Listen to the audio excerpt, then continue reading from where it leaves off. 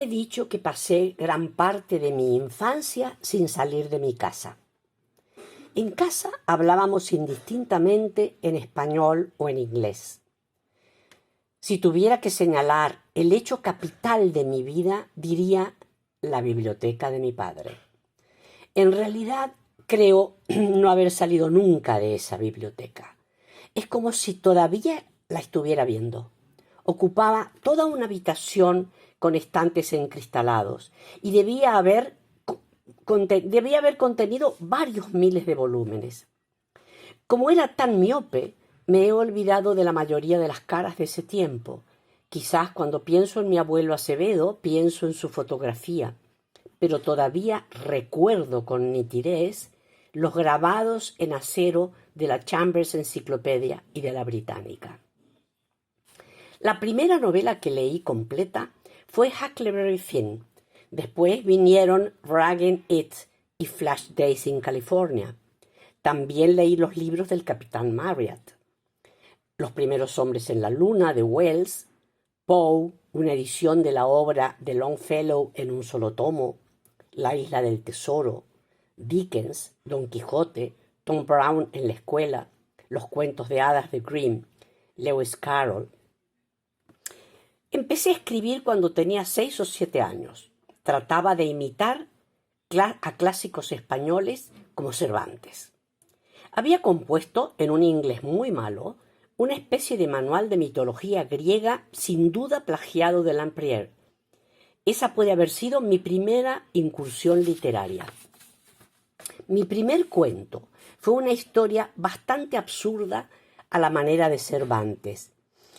Estas cosas las escribía muy prolijamente en cuadernos escolares. Mi padre nunca interfirió. Quería que yo cometiera mis propios errores. Y una vez dijo, los hijos educan a sus padres y no al revés. A los 9 años traduje El Príncipe Feliz de Oscar Wilde, que fue publicado en El País, uno de los periódicos de Buenos Aires de la época, como la traducción firmada simplemente Jorge Borges. La gente supuso que era obra de mi padre. No ingresé a la escuela hasta los 9 años.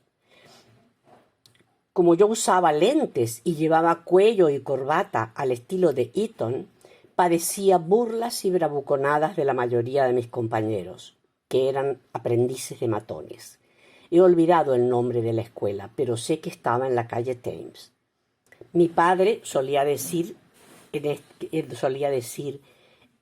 en este país la historia argentina había reemplazado al catecismo, de modo que se esperaba adoración por todo lo que fuera argentino.